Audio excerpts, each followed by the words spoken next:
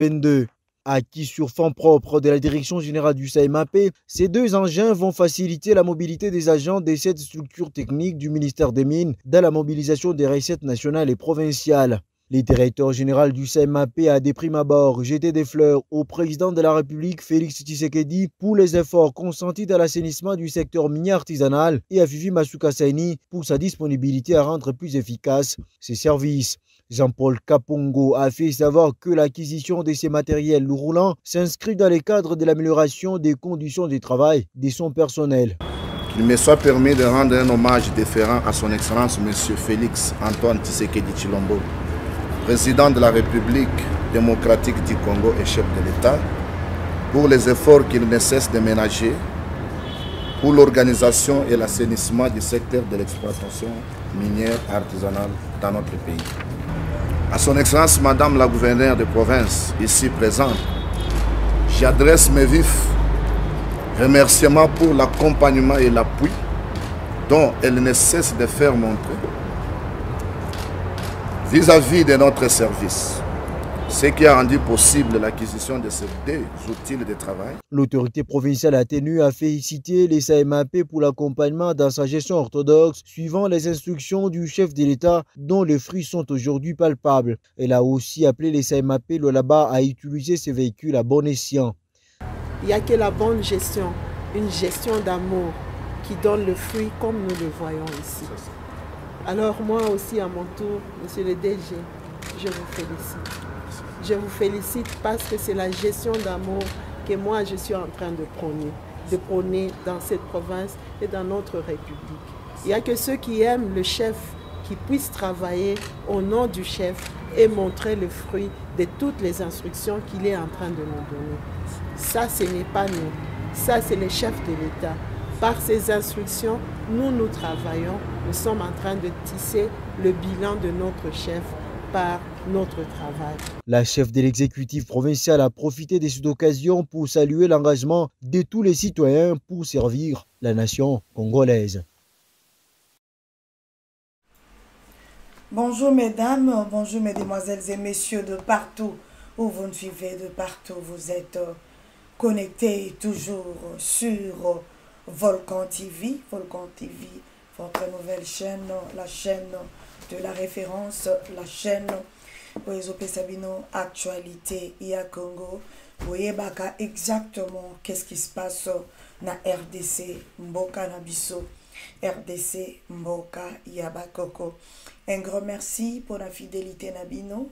Baignon sont au Bazolanda Biso, pardon, l'émission Nabiso Congo Bololo. Difficile à boire, tellement amer, mais ce qui ont mis yango. Obiki na pourquoi na lelo, toza na nouvelle chaîne Nabiso Volcan TV. Sokozota Nabiso pour la première fois, na resenga na yo o s'abonner, okomona na se ya YouTube na yo. Sokota la Nabiso la télévision, zoa portable na yo, parce qu'à partir de la télévision, na ebite ndenge nini, okoki ko s'abonner, zoa portable na yo, kende place bache s'abonner, koma wana okomona place bache s'abonner, cliquez place wana, et puis omona mwali konga moko, cloche moko na pembeni, cliquez cloche wana, cheka musapibwe, cloche wana nde ezalaka soki tozoleka live omanomona bémission na biso. Alors ko s'abonner et ko sala ke soki émission ekoti yoko yeba. Parce que jusque les arabatu bisusu mama tozomona kaka émission si eleki, s'il vous plaît, kende o s'abonner, cliquez cloche ya notification et puis bon like. Peuple congolais, bon like, s'il vous plaît, et que ça une très bonne chose. Nous avons toujours la matanga, il y a notre reine Elisabeth II, Oyo Atika Kibiso, lundi de enterrement nae ezali, et kozala pardon.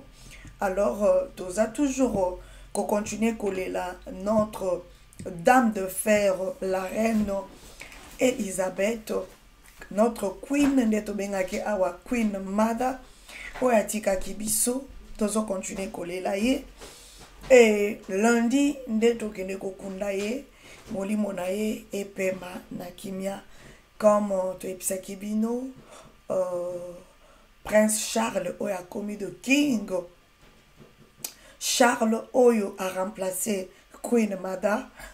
Donc, déjà, Makambo Bandaki pour diriger place Oyo, Queen Mada à Sukaki. Voilà, à Sukaki. Donc, voilà, Bandeko, Angleterre, Mobimba, Royaume-Uni, Tozo continue coller là, notre reine Oyo Atika Kibiso.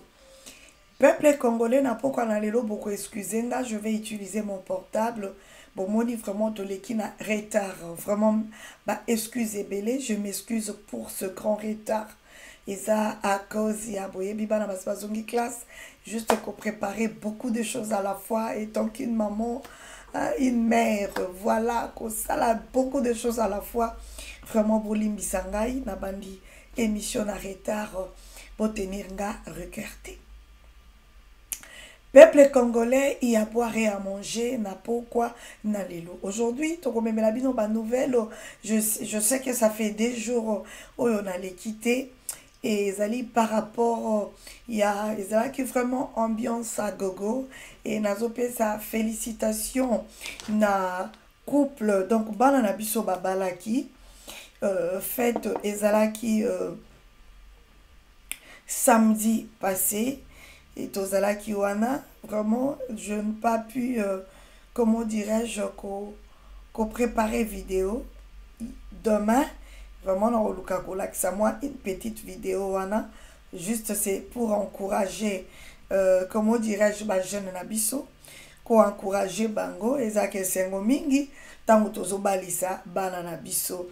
Alors, maman Marianne Ilunga, notre maman Marianne Ilunga, Oyo azali moment social, azali moment social na association Nabiso, il y a un mouvement des leaders fascistes pour le développement du Congo. Maman Nabiso Marianne Ilunga abalisaki mwana Nabiso ya mwasi abalaki ezalaki vraiment au pesi mbwa boui samedi passé. On a préparé ma vidéo, je vais vous montrer demain cette petite vidéo pour mon couple Oyo merveilleux.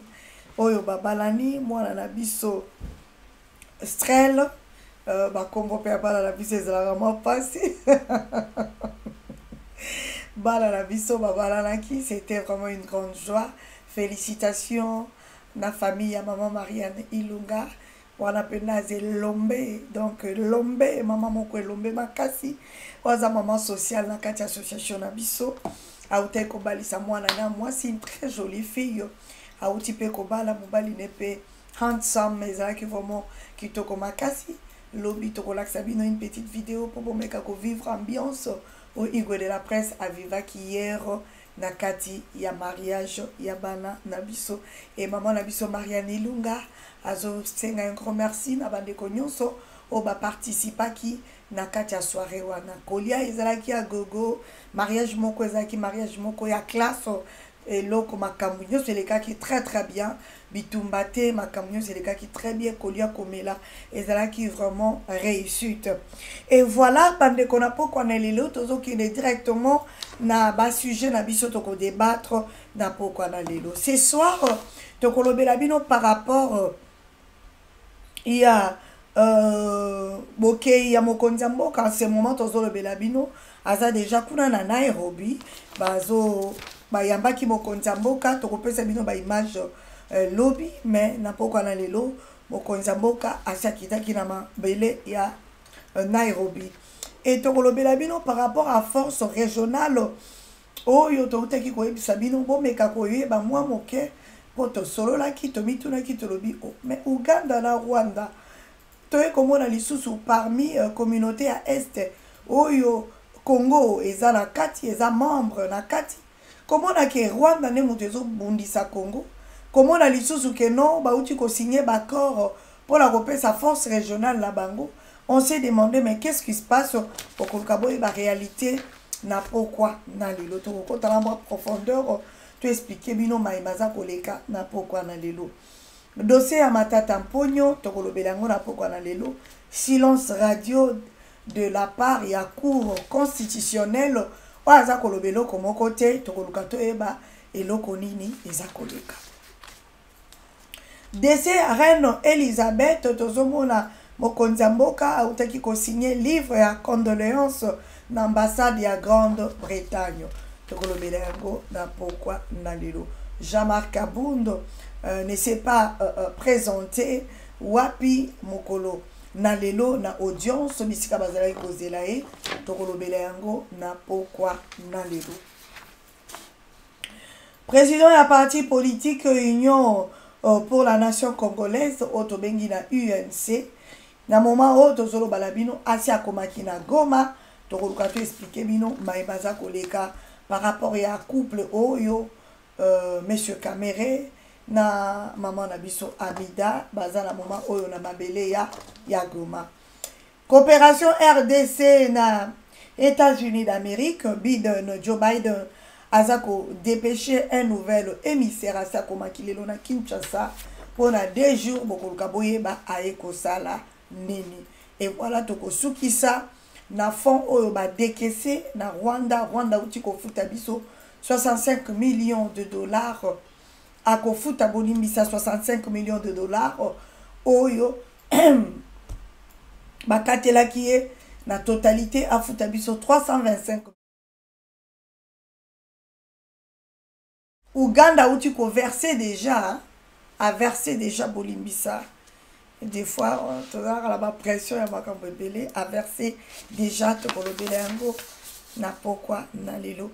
Et bomoni déjà na titre ya émission na biso tozolo belabino lolenge oyo kuna mama na biso aza kolela na mai na miso mama na biso nani mwasi ya monsieur Kabundo aza kolela ke bauti ko panza ba vitre ya résidence na ye ba pansi tozoye bate loko nini eza koleka tokolobela yango nyonso na pourquoi na lelo.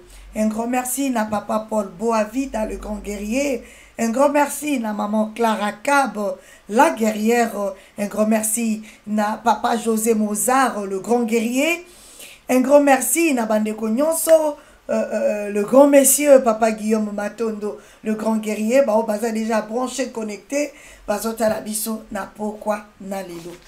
On commence notre actualité, il y a pourquoi na lelo. Jean-Marc Kabundo ne se présentera pas à l'audience de ces jours. Jugé pour outrage au chef de l'État, Jean-Marc Kabundo ne se présentera pas à l'audience. Donc, il ne s'est pas présenté parce qu'on est déjà là Boutou. Jean-Marc Kabundo s'est présenté et Zaponanini. Balobi a se présenté parce que Azali n'a pas sérieux souci, il y a santé. Santé d'ailleurs, ses avocats vont solliciter son extraction de la cellule pour des soins appropriés. Du n'importe quoi. Bande Koboli Misanga, Makambo Boye et Abo Soto. Peuple congolais, avant de compter la Makambuya, monsieur Kabundo, tozo féliciter maman Nabiso, Fifi Masuka, Oazali gouverneur ya Lualaba, comme on a misala maman Nabiso, Fifi Masuka, Zosala, misala Makasi, misala Kitoko, Zo Sepelisa, peuple congolais, bravo à cette dame de fer, maman Fifi Masuka, gouverneur ya Lualaba, Azosala exception, Azosala la différence, bravo à cette femme qui continue à faire. Oh là là, Malobezo Zangangai. Si au moins on avait des femmes comme Maman Fifi Masuka, Congo a n'éco changé.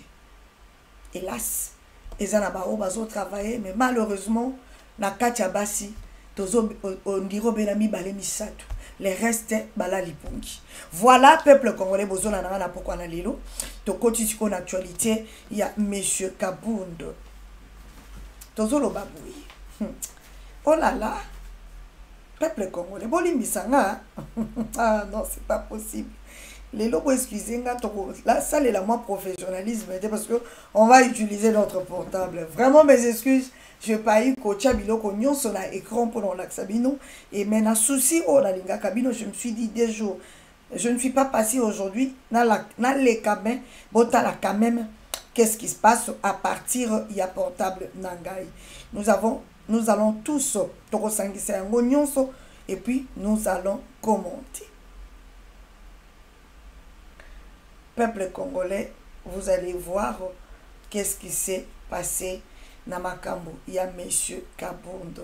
Vraiment bolimbisanga nazochela bino na loboko bomona.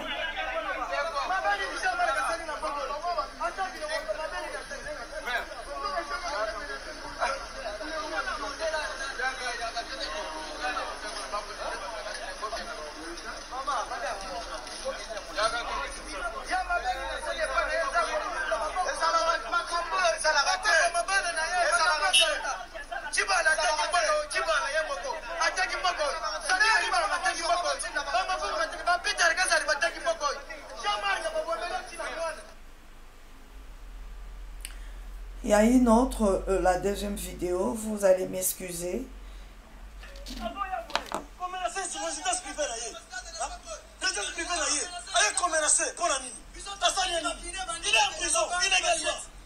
Il est en prison illégalement. Pourquoi Félix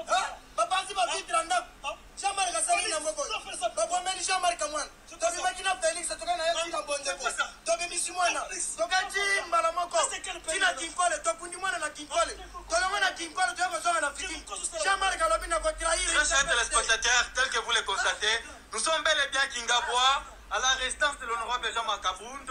Voilà, il n'y a pas de circulation, pas de circulation, pas de circulation. Les milices, les infiltrés que l'honorable Jekoko à Moulumba, Jekoko à Kingabois, après avoir inauguré le terrain financé par l'honorable Jean-Marc Kabound, il envoie ses milices à 19h, tout en sachant que le monsieur est en prison. Il envoie ses milices pour brûler sa résidence qui est là. Sa résidence qui est là. Voilà. Voilà. Nous sommes bel et bien à Kingabois.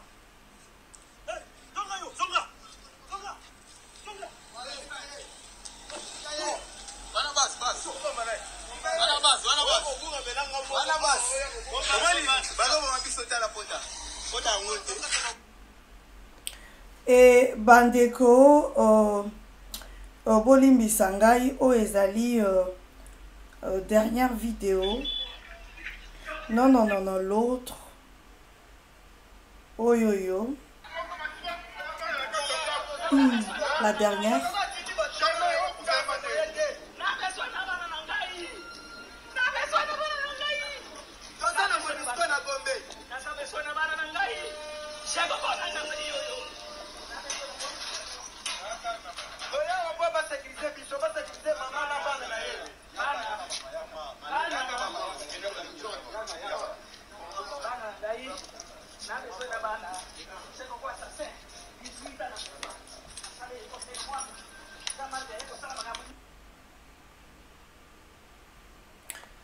Voilà, peuple congolais, Bouti Komona ba image à l'appui auto laxibino. Vraiment, Bolimbi Sande to Epsibino qui toto laxabino on a maboko. On n'a pas le choix, au moins, boye ba maimazoleka. Alors, bozui quand même idée à makambo oezoleka. To bandina nous, na oyo, to uti koyo kabavoka, ya monsieur Jean-Marc Kabound, balobi, que aza santé nae, eza malamute, bakoluka, kosenga, na ba konzi ya justice na biso ba meka ko aider ba bimisa ye nanu na prison makala po akende kozwa ba soins médicaux. Oyebi bande konanga, des fois ça me fait très mal. Tozo continuer koloba likamba justice na ebité ministre de la justice na biso musani ni mamozo sala. Ça me fait très mal comme on a biloko aboye. Peut-être que oh non, maman, justice, ils ont un problème parce que, à part ministre, ils ont s'occuper dans le département, on a des trucs comme ça. Ça, c'est du n'importe quoi. Ce qui ont ali batcheo na moto, il y a ministère Songolo. C'est-à-dire tout ce qui se passe na se ya makambo oyo yo ba pesi yo eta ke yo mokonzi nango, nyonso ekoleka na ministère o ba pesi yo. Tokotia yango na moto na yo. Pourquoi on ça m'excuse pour nous dire que non, il y a Zakaka ministre, il y a justice, Makambo, peut-être il y a un magistrat, un juge, au façon le lengezo kata Makambo, et Zanango yete, mais non, ceux qui ont allé ministre et la justice, et qu'on trouvait que Bat Baza Kolela na Kombo na yo, on trouvait que ba juge, bazo kata Makambo, le lenge singélité, on trouvait que ba magistrat, bazo sala mosala, le lenge singélité, et là qu'on y no sala, changer bango. Longola bango il s'agit ko kanga bango foba kanga bango basamba lelo na justice tozo beta mbela corruption zo battre record ti lelo tangu mokonzi mboka zwa ki pouvoir justice ezaki kitoko makasi du coup tomoni les choses et commis komata kokita lelo monsieur Kamera koma mosantu lobi kuna babimisi kingandi bandeko nazali journaliste patriote. Nous devons mettre le point sur les i. Nakoki koyate pona ba do satisfaire yo mutozo talangai. Il faut nazala juste nanga moko. C'est-à-dire tant on appelle ça information conscience nanga la tranquille. Conscience nanga la tranquille nanga moko. Tant que conscience nanga tranquille nanga moko tinzambe na rozala bonne relation na nzambe. Et deuxième chose, nous devons dire les choses comme il faut. Soki koto ezotambola to ko yipsa bino koto ezotambola. Soki koto ezotambola te, quoi ko expliquer ngai te, pourtant bozo mona peut-être quand on parle justice ozo simbate, bamso bazo kanisa soki nini. Non. Soki justice ezo simbate to koloba yango. Ezala zana se a pouvoir mukonja mboka, il faut to dénoncer yango. Pour mukonja yo kayeba ke tala bato yo chaki ezo simbate. Peuple congolais, o ezanini. Pourquoi chaque fois si on arrête les gens et comme après Mikolo a comme un problème à santé. Quand il va sortir à cause de la bonne santé, ndengelo monsieur Kamera zana goma. Et là on est eleka. Pourquoi bozo sakana na peuple congolais boui? Matata Mponyo balingi bakanga Matata Mponyo. Il est malade et ba uti ko kangaye bakutiye très malade. Lelo Matata Mponyo, il se promène partout ko l'accebiso bandako ya tongi. Siko bozo sakana na banani. Est-ce que le peuple congolais a bana yamikie ou bino pour le cabo sakana na bango? Nous avons les yeux pour voir et tous on a tout ce qui se passe. Justice a kwanga na makayabu. Lelo monsieur Kabundi azakuna. Bolingi boye sabiso que monsieur Kabundi est maintenant malade. Quand il était dehors en train de diffamer le président de la République. Wana monsieur Kabundi n'était pas malade. Quand monsieur Kabundi a bané ko matalikolo en punda. Il n'était pas malade dans moment wana. Tant azotonga bekol, azotonga bastade, atongi résidence naye, monsieur Kabundi n'était pas malade. Quand il mettait mi sapine mi balai, il nous montrait comment il a la victoire. Là, il était en bonne santé. Et tant que babouaka kabango kuna na lubuaku, c'est en ce moment-là, waka voye bisabiso comment il pas comme un malade. Et bozo sakana na nani. Justice ya mboka na biso, bozo sakana na banani. Banani ba bana na bino bolibo manipulé. Toi, nous sommes là, tous au monde. Oh, justice, oui, ma konga kokota, aza malade. Oh, le nino, le fameux masolo, to bete la bino, ya nino. Comment il s'appelle encore? Libanais, à Koti Kuna, Alinga Koufa, Botala Koutou, âge n'est commis avancé, Libanais commis malade. Eh, je vais mourir, oh, attenter à se suicider. Tout ça, bolingi ko distraire biso. Boko sala ba mavwanga lobi toroyoka a commis libanda. Boko ki ko continuer ko jouer na biso te. Parce que ceux qui vont jouer na biso, ta ko to matisa bino likolo, to boko ko kita na sete. Ça c'est du n'importe quoi. Alors, maman Ouazali ministre de la justice, ceux qui sont compétentes, elle n'a qu'à démissionner. Oh, eza nino. Et comme il se tourne à M. Kabundi, donc bino pena moboyo karape soni, na bino bavoka kwanga na makayabu, na bino justice a kwanga na makayabu, boyo kakape soni. Ta boya kana bilo kwa boye, bozo ya nango pour venir nous dire, wa kolie sabiso ba salade. Ou c'est du n'importe quoi. Kabundi fafanda kuna ngana zozela, ba preuve tangible. Roloba mama kasite on supportera. Non. Il faut toyeba si le président de la République réellement aïba kambongo. Parce que M. Kabundi nous a montré que à Salakala Bambongo, ou est mataki kotaka na avion, et ont été à l'étranger. Menga ipe na zolu kana mona yango, parce que toyo ki pe mingi, aibi, atongi. Mais tozo nous la preuve tangible.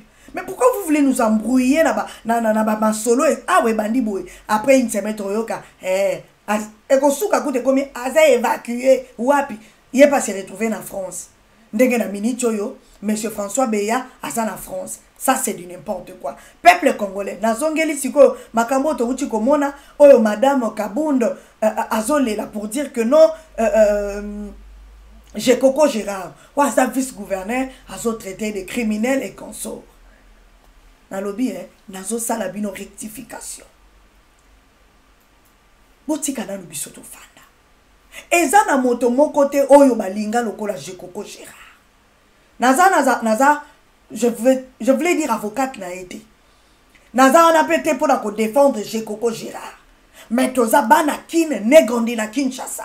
To ebi réalité oya Congo wana. Et to ebi réalité ya Kingabwa. Lelo bolinge mo comme ça j'ai Coco Gérard nani criminel. Na sens nini. J'ai Coco Gérard asia boma nani. Siko babiloko bino bozo sala boke ko sala ba scénario na bino ya kotumbaka soki ko panza soki nini. Siko bolingi bola tisango tout ça ba scénario ndenge bosala ki scénario ya ko lakisa biso bandeko bolimbisa ngai. Bino moko bobonaki bazo lakisa biso ba image comment ba koteli monsieur Kabund ba pienda kunai. Oh, soko botali kaka na ba image na sina lobelango. Aujourd'hui c'est comme si je me répète. Or, ce qui totali na ba image, vous trouvez que ba vidéo wane ezalaki biloko ba setia pango comme il faut. Ba vidéo ya liboso, monsieur Kabunda zo lakisa biso biloko nyonso ezalaki intact. Na bandeko botala ba vidéo parce que toi na terre bozongisa yango te. Ce qui botali na ba première vidéo ekotaki na ba réseaux sociaux, oh biso nyonso totindaki, les images étaient que ba koti totikala komona place oyo ba renverser biloko te. Après, bah fraisonner, et puis c'est impacté. Bah bandi ko sopa biloko. Bino mo bo aussi bo moni ba ola accepte ba susu. Ba soso ba loso et sopani, ba fufu et sopani. Moi deux photos, ya yena papa Etienne Tshisekedi et pasuki biloko nyonso ezaki intact. Bazuka ba kiti ba balusi boy. Wana ko panza. Na ba semule ba fufa minene wana ya makuiti ya minene, ya makuiti ya minene ko inase. Et biloko nyonso ezalaki kaka babalusi totikali komona eloko epanzanite totikali komona mese panzanite est-ce que mutu soki babiba sakaje basakajaka bongo tout ça eza biloko bien préparé oyo monsieur Kabunda a préparé kina batunai babongisi po bakomisa lisolo munene que non tala Kabunda bazolukisa ye ainsi de suite bande konanga tosuki wanate lelo oyo surtout qui est comme les choses que non ba vitre il y a résidence naie ba panzi madame Kabunda za kolela za ko crier bandeko bo edengai botika ba scénario et puis toko senga bino botika j'ai Coco Gérard 48 heures tranquille au moins to mona ka pembeni ya peuple naie au moins to fanda rabo to komona j'ai Coco ye wana na wenze ya wenza Kingabwa avec ba maman Kingabwa ko kabola bango ba enveloppe to komona oh mutu akufi na Kingabwa j'ai Coco est toujours la prison il a été toujours cause à la prison pembeni ya peuple naï oui to eba na makaba 48 heures ya musique ainsi de suite et sa jeunesse to kota kunate mutu nyonso za na passé naï alongwe kuna to moni akoti na makaba politique na makaba ya politique to mona au moins député waza na souci ya peuple nae eza j'ai Coco Gérard alors boluka ko camoufler to ko kotisa bato na ba poto na bino wana te po biloko bino bobecho ngai pena sans effet ekoti ngai te naza na moi pasi komona ke maman aza quand même une maman aza kolela mais komona maman ko kota na makambu oyo ya politique pona koluka ko banda ko citer batu misusu ko benga criminel atindi ba milice ni est-ce que j'ai Coco Gérard a ko se rabaisser trop bas a komati na niveau ya ko tinaka ba milice même mboka na zamboka état de droite a osala ngo na but nini entre nous devons réfléchir j'ai Coco Gérard bande ko bozola nanga a okele ko tinda ba milice ba kele ko panza ba vitre ya monsieur Kabundu po azwa nini. Pour la minute tozoloba monsieur Kabundu asa ko se retrouver déjà na makala kuna siko yepa kotinda batu ba ko panza ba vitre nae pour na nini inauguration obozoloba na biso atindi batu ba kene ko inaugurer j'ai regardé na ba vidéo nyonso na uti ko mona elongi ya Coco te na monika ke elongi soki ya nani yango gouverneur c'était qui représentant moko soki angobila des trucs comme ça na soki na bosani na kolukela bino vidéo lo bino ochela bino na tikali komona elongi ya Jekoko Gérard te na inauguration wana. Bon, disons qu'il était là présent. Est-ce que stade wana eza stade ya ye Kabund ko sala o soi-disant abongi stade abongi sa na mbongo nini? Mais na mbongo na biso ya peuple congolais. Eza ba mbongo ya ba mine ba carré minier oyo Kabunda ke kozwa na peu de temps elengi ya pouvoir a commission qui na combien de plus de carrés miniers oyo pa uti ko bote la ba innocents congolais, des innocents, des citoyens congolais. Monsieur Kabunda botoli bango ba carré minier a commission yango ya ye. Omoni bandeko nazalaka toujours très sensible na ba traître et puis nazalaka très sensible na ba ingrat. Ingratitude est vraiment condamnable, même dans miso Nzambe. Et nga sokoza déjà ingrat. Na mutu lokola Félix Tshisekedi. O asali kapesi un grand poste lokola kozala vice-président et assemblée nationale. Eza kwanga na likaya bute. Toloba na lingala na biso ba congolais. Eza kwanga na likaya bute. Komona monsieur Kabund niveau oyo ya komi lelo. Azala ki bongote, mais ata balobi koko créer parti politique na yo, mais zala ta na reconnaissance. Juste o zala ta na reconnaissance. Tolobata hein, le nom toloba makama monsieur Kamere. Monsieur Kamere a sali o nyonso bino boyebi wana. Boyebi Marceline bido na zala ki na média 24/24 kolobela makama monsieur Kamere. Malgré monsieur Kamere alia biso mbongo ya lia wana. Pour la makambo, il y a pas de moto et consort. Pas de babane cause la qui a koloba contre Félix Tshisekedi. Mais au moins, monsieur Kamere a eu de peste. Mais le coup la eba qui kazana union sacrée. Atali quand même que ngai monsieur Kamere na silagi le la mumba na nzungu. Nga Kamere en tout cas sans impact. Tshisekedi wa mulumba Tshisekedi Félix a ressuscité ngai. Abimi sanga na tombe place monsieur Kamere na sina kufaki mutu moka bano beta lisolo na ngai te na ke ko diembe la sima Félix Tshisekedi a tomboli ngai azongi singa lisu mutu na kati ya batu juste reconnaissance wana na ko kanga munoko nanga. Monsieur Kamere a gardé silence. Tomata Tokita a respecté ba ebisi ke boyeboy, il a respecté malgré makambu nyonso ya vivre. Mais si ko pona nini monsieur Kabund oya bandaki kolia na Félix Tshisekedi azolala na Félix Tshisekedi azolamuka na Félix Tshisekedi. Pourquoi cause la reconnaissante? Alors ba traître ya boui, des ingrats ya boui. Est-ce que ngai Marceline mi donné na zawa? Est-ce que na ko pesa bango na compatir na bango? Mais non. Ce qui bat le col là-bas, président Félix Tshisekedi a sali bango boui. Et bon bateau ba sali le côté na vina ya osala bango ndeni. Bongo peuple congolais osala neni. Alors botika ba scénario na bino ya kobanda kolela e ba panzi ba vitre na ye e nazo lukabana botika ba scénario wana. Bozui ba moto bo pelisi muto alekate muto akota te c'est du n'importe quoi. Toza na ba situation moko tozo traverser na est à Congo. Tozo luka tranquillité kota. Alors botika ko distrait o eza maman na distraction. Akei bazo luka monsieur Kabund aza moindre et l'autre. Il ne pèse pas. Oh, tolo baba makama baba Joe Biden to ki lo kita lisusu na niveau c'est tolo bela makama monsieur Kabund. Du n'importe quoi.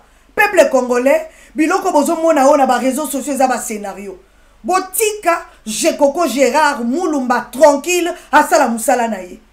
Hier aza vice-gouverneur tozotala lolenge ni na osala musala nene msaki bino ke nazo préférer kuta remplacer Ngobila parce que Ngobila o kokelo ko mon côté.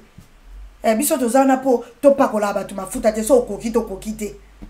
Toliaka na mbonga mutu te peuple congolais. Oh nino ba scénario nino to fanda bobo beti biso bo to fandi bobo membi biso na niveau likolo. Toleki yango tokoti na actualité mususu na poko na lelo bo excusenga des fois bilo mususu et aba passes auto kota yango te. Décès à la reine Elisabeth tozomona le président de la République Félix Tshisekedi signe le livre de condoléances à l'ambassade de Grande-Bretagne. Le président de la République, Félix-Antoine Tshisekedi, a signé ce lundi, le 12 septembre 2022, le livre de condoléances à la suite de la disparition de la reine Elisabeth II à l'ambassade de la Grande-Bretagne dans la ville de Kinshasa. Chef de l'État a Outakipena signé le livre à condoléances pour la reine Elisabeth Ouatika Kibisoto Yebite. Déjà, babandi déjà Kotinda, je voulais dire Kotinda d'invitation, pour expliquer comment ça se passe. Tu évites est-ce que mon konzambo kakoyato akoyate, tu évites est-ce que akozala na biso en Angleterre awato akozalate, tu évites soki akozala awana kati ya émission na biso ya Congo Bololo, toujours na Volcan TV, tu as signalé bino boye ba soki le président de la République akozala présent awa na Royaume-Uni. Un autre dossier, kaka na sujet ya justice. Dossier Matata Mponyo. Silence radio de la Cour constitutionnelle. Et comme il joue à Nini, ping-pong, ba obete la biso. Depuis bande kotoza kozela, Cour constitutionnelle et catholique. Tu sais qui bino la fois passée, dossier à monsieur Matata Mponyo et kenda ki na Cour de cassation. Cour de cassation le bio non et ça na biso to catholique mbo yote, to zozongi sa dossier oyo wapi na Cour constitutionnelle. Bon, depuis to fandi si ko bolingi bona kisabiso nini ah to umisa dossier oeleka wana bokosi peuple congolais, nous avons un problème de plus de 200 millions de dollars oyo e yibami et pas ya monsieur Matata Mponyo. On appelle le chat par son nom. Tokoki ko tolérer ba millions de dollars et bimaka et après batwana bakomaka ba santu atako boko luka ke obiso to lemba ndenge lelo monsieur Kamera komi mo santu bako lemba te to kolemba te. Je suis patriote na kolemba kate aussi longtemps je vivrai. Nzamba kopesa kanga souffle de vie, nous allons dénoncer tina énergie na biso asuka. Cour constitutionnelle, qu'est-ce que vous attendez? Toyebi ke mokonzi mboka uta iko changer ba magistrat ba juge et consort na ba nani ya ba cour mokonzi Jacques Bango parce que mokonzi a trouvé qu'il y a une corruption, mokonzi a trouvé que ces gens ne travaillent pas comme il faut. Mais tolingi toyeba awa bino bosi bokoti bino bato asika bolobi nini dossier ya Matata Mponyo suki wapi mikolo ya Matata Mponyo hein vraiment en bonne santé hein ah mikolo yo il est en bonne santé. Tango kaka procès kobanda. Nebo kwa kwa biso que il est sérieusement malade. Ah peuple congolais. Ouais bibilo ko elekaka na Congo. Nde na mona ka peuple afandi. He bande ko nanga mususu bokoma ka bato koloba na ba media. Boko na ngobitu naka yango biso photo zonga ka na Congo. Retour Robert Kai. Nous serons là. Na yebi ke ngai tango mususu bolimbisanga. Bo bando mona nga ba okanga nga pamba désordre. Et pour maman kanganga pas parce que mon bando loba oh mais maman yo lo bezo soutenir mon konzi neli bazo kanga yo litsusu ba boko kanganga parce que biloko abonga na tolérer en côté na côté les misa ba jeune pour dire non na buzoberi oyo bolimbisa nga bande ko eza buzoba. Et puis c'est la honte ya komona justice ya mboka na biso et ça la rolenge zo sala oyo. Et puis ce sont des intellectuels oh bazo sala makambo oyo. Dossier ya Matata Mponyo tozo senga bino ifwe zonga. Ah tozo loba ngo likolo a otouva. Que toko tolérer lisusu biloko yote. Pandeko de partout bozali. Dossier o elalate. Tolingi toyeba vérité. Tolingi toyoka 200 millions de dollars na biso. Bon, boye biso ke 200 millions de dollars Matata Mponyo aza peut-être Matata Mponyo lenga zolobake. Il est innocent ayebi yangote. Siko eke wapi. Boye bisanga. Sokeza Matata Mponyo te nani azu yango Sony webi ke a Sony et sopi bino nde ba congolais balubaka ministre ya justice oza wapi ozola la mama oza wapi oyo bazola tiso ba ber bazo pota yo ber maman la muka pona o défendre ministère o ba pesio défendre ngo valablement pour bozana bana na bino bazalia. So bozo sala musala kitoko neti ba mama na biso fifi masuka bende les autres tozo telemisa bende le potolo ba ke bende le ezoko yate. lelo ba sujet za opesi mbambwa boy. Le président Félix Antoine Tshisekedi a entendu ce soir. Déjà azakuna na Nairobi bandeko. Pendant que nous assister na investiture ya président ya Kenya. Mokonza kozala kuna to ebisa kibino William Ruto bandeko langa investiture na ye ezali yango babengisa ki mokonza mboka le président de la République, l'homme le plus aimé, président Bele Balingie Makas, a que de participer à l'investiture, il y a président ya Kenya. Oh là là, match Ezakwata, peuple congolais. Fonds décaissés par l'Ouganda. Éviter l'expérience passée marquée par la corruption et les arrestations lundi le 12 septembre 2022. Et l'okoni nezoleka. Bande Konanga Ouganda a versé à la RDC depuis le 1er septembre 65 millions de dollars, de 325 millions de dollars de dommages et intérêts. Et l'okoni neleki bande koboyebi bitumbawe et salamaki na Kisangani. Armée ougandaise et bomela biso bato neti na film bandeko. Na 2000 match ezalaki opesi mbwambwa boyi ba bomela biso peuple congolais d'une façon terrible. Congo efanda kinyete. Congo ekenaki kofunda na cour internationale de justice. Congo ekenaki kofunda Uganda pona kolobake Uganda abomeli biso bato kuna na Kisangani. Bandeko ba massacre la biso batu na façon moko terrible. Et alors, Cour internationale de justice et kataki et lobaki ke bako futa biso 325 millions de dollars. Mais bako futa yango na ba tranche. Alors versement ya liboso e wuti ko salama Uganda e wuti ko futa biso 65 millions de dollars pona ba victime na biso. Si on a évité tant que futa kabongo faut pas que les kolandela ba victime pas pesa bango mbongo et c'est pas ça comment je vais un peu mais comment dirais-je koluka ko sala ba investigation na yeba et c'est pas ça comment pour ceux qui ba futi ba mbongo abo il faut ko kene kolanda ba victime mais selon ba investigation na biso ba lobi ke ba yebi ba nani o ba perdra ba tout baza déjà en communication en contact, je voulais dire, na ba famille ou ba perdre ba membre cher na bango. Baza déjà en contact na ba famille wana, c'est-à-dire quand bazo futa biso 65 millions de dollars tranche à liboso ba kokende. Kopé ça peut ba famille, je ne sais pas et les karandengeni ni mais good news ezali ke apesi au moins tranche à liboso 65 millions de dollars. Si ko lokola Uganda pesi 65 millions de dollars, il faut peut-être récupérer ango na lolenge mususu. Donc, dès que vous la moté ma passi. Bobi a tout fouti. Mais kotoyo, tout ça la nini, bitumbe continuer. Na ma solo M23 ou existe à kate. Ok, ko s'allier na Rwanda contre biso peuple congolais. Voilà, bande konangai. Tozota là, le lenge nini makambo ezoleka. Awa opesi 65 millions. Il faut okokisa 325 millions.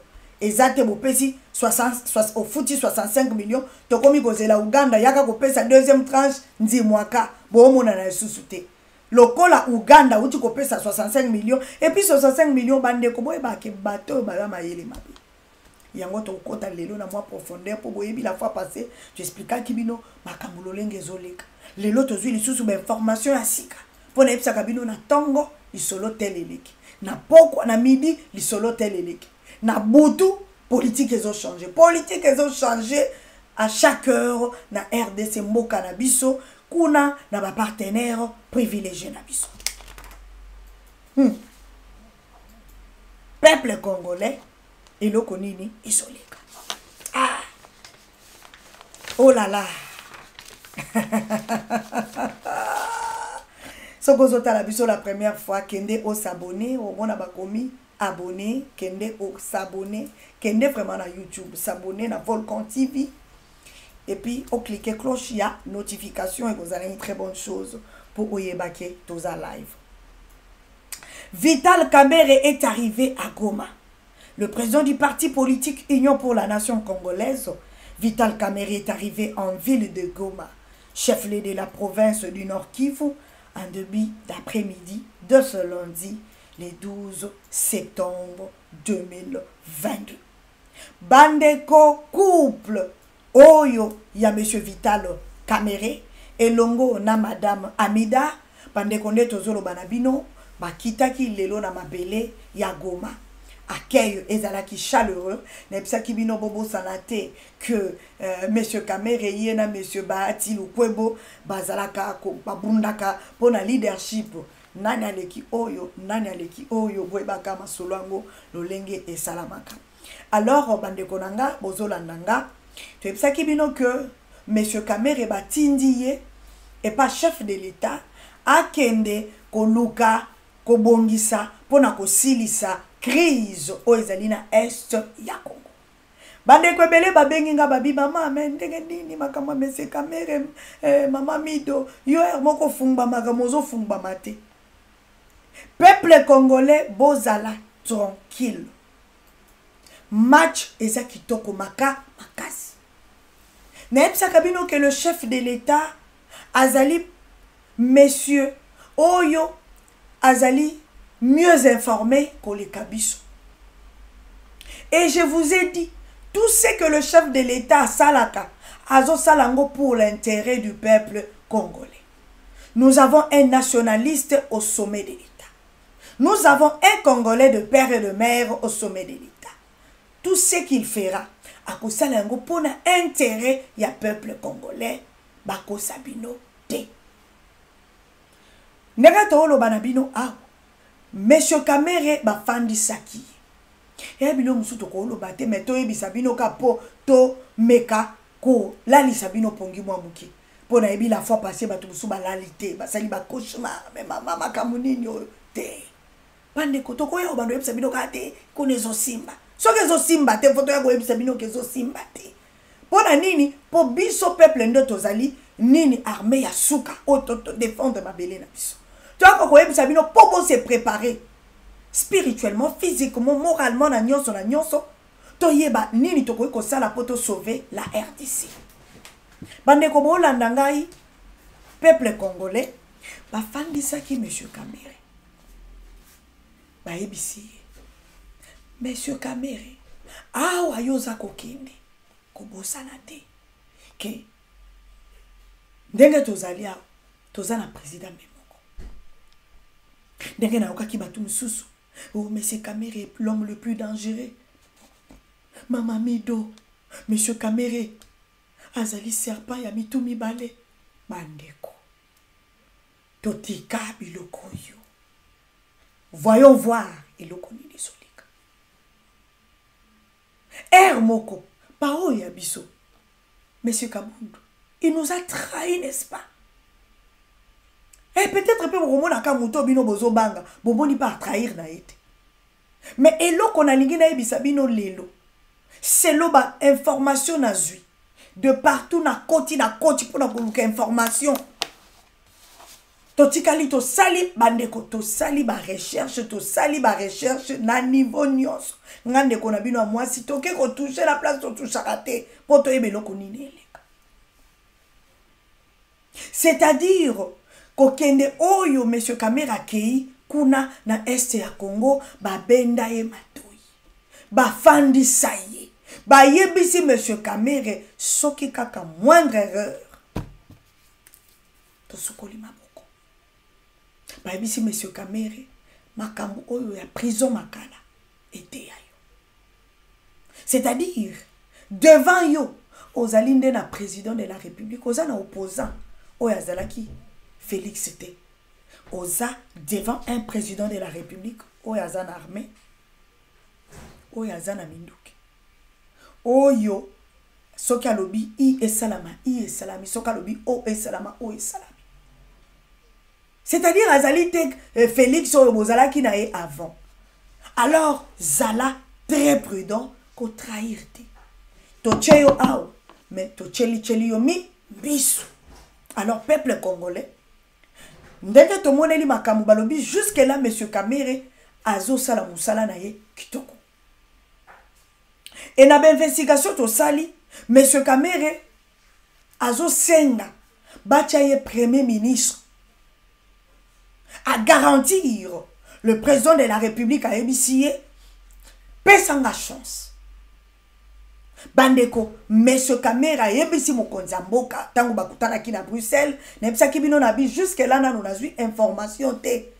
Malgré ça, il y a des gens pour me dire que maman, tu as sengi pour sa premier ministre, il y a des gens qui ont lobby na yoka yango. Mais tellement ngai na linga kozo information ba tu misusu te.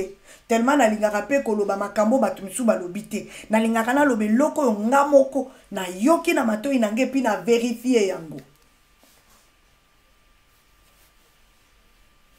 Mokonzi mboka Kamere asenga alobino. Parce que boye bali solo ya premier ministre bandeko boye yokanga peut-être bokanisa ke monsieur Kamera sengi angolelo eza lilote likambu ya premier ministre ezalaka likambu yo bayokanaka même avant tango basanganaka na président de la République bayokanaki ngai nazwi présidence yokozala premier ministre tango ekomi ba masolo na bango ba négociation boyebi ndenge mokonzi mboka azalaki na ba kabiliste et consort il fallait céder poste wana na mutu mususu parce qu'il fallait Kabili ezwana nous place wana boyebi kaka lokola Kabili bazalaki la majorité il fallait ba pesa bango poste ya premier ministre ndelo ko tinda ki mokonzi mboka kozwa monsieur Kamere ko chaye lokola dirkab na ye et tango masolo beti nenge beta maki wana nde ekomi ke boye alors monsieur Kamere azongeli lisusu dossier wana ya premier ministre bandeko bakosa bino te ba opposant nyonso bomoni a commençant par monsieur Fayulu tina oya suka et ana moko te a opisi na minute on vous parle te biso to ana problème na ba oyo na bengaka ba partenaire privilégié des problèmes na biso mais ba oyo nyonso bozo mono ba petit poisson baso PCT. Est-ce que bozo yokanga? Tawutaki komona monsieur Fayulu bauti ko yambaye pa ya pasteur prophète hein? Azara pas prophète. Prophète de Dokamba. Bake ko solola nini? Ote eza pasteur Dodo Kamba, prophète Dodo Kamba mutaluki Fayulu non. Monsieur Fayulu alobaki aza koluka kutana na mokonzi mboka pona basolola pona makambu ya kwa mutu basili sa crise wezana bana en même temps bobo sana tete yaki koyebisa bino que monsieur Fayulu abandaki ko solliciter peuple congolais akutana na mokonzi mboka ça fait un temps président de la République Félix Tshisekedi abandaki ko boya boyebi Félix Tshisekedi azalaka lokola mwana lipasa yazaka soka lingi mutu aninga mutu soki pa boyi mutu azalaka lokola biso so na lingi na lingaka makasi soki na boyi yo c'est-à-dire mokonzi est comme ça soka lingi akolingo makasi mais soka boyi yo esili okomo ndire eloko moko babwakela basalela bandeko bozolanda ngai c'est-à-dire monsieur Fayulu akulisa baneki kosenga mukonzi mboka boya koyamba monsieur Fayulu aboya koyamba ye pona nini parce qu'il découvrait ki babiloko ebele ezalaki ya ba cache et puis a trouvé que monsieur Fayulu n'est pas sincère monsieur Fayulu azaki sincérité azalaki pe honnêteté et puis a respectera maloba na yete tolaki sabino eloko ni na sala na Genève biloko wana nyonso et affecta mokonzi mboka lobi il préfère akutana na batu misusu il préfère même afanda na Kamere mais na Fayulu te alors loko balobi to pesa ka temps na temps monsieur Fayulu a trouvé lolenge nini oyo akokutana mokonzi mboka moni esimbite monsieur Fayulu a ekoloba ke non akobi siko na besoin akutana na mokonzi mboka wana siko aye nango publiquement mais oh tozo betela bino ezali biloko a cessé au monsieur Fayulu bana ko sala na cessé comment il peut rencontrer le chef de l'État et ce qui était passé ezalaki nini yaza na besoin kutana chef de l'État tango azoya boye azofinga mokonzi aye boye afingi mokonzi na se azolukata kutana mokonzi alobi non ya koki kolinga ba je ya hypocrisie ya boyete il faut qu'on soit ouvert lokola monsieur Bemba. Botala Jean-Pierre Bemba. Yango bangala na lela bangala grave na linga bangala makasi. Bangala bakabata polele. Likambo ezali akolo bango lolenge ezali oza na place au chaite. Mais bato bakashi kashi moko esusaka biso butu. Kende yebisa biso lingi nini? O kende boye. En même temps, o lo balangage mususu na se. En même temps, na boye o lo balangage mususu mokonza linga biloko wana te. Bandeko bozolandanga eloko nini eleki. Monsieur Fayulu a trouvé que a sali tout akutana na chef de l'État boyi. Kaka neto yebisa kibino ke mokonza lobi akokutana ka jamais na Joseph Kabila akutana na Joseph T. Est-ce que bozolandanga? Ndenge ka to yebisa kibino ke mokonza mboka lobaki akoki kokutana lisusu na Kagame te, qu'il pleuve ou qu'il neige, nde makambo salama. Bino batu bolobaka a respectera maloba na ete na ebite a respecter maloba na ete ndeni.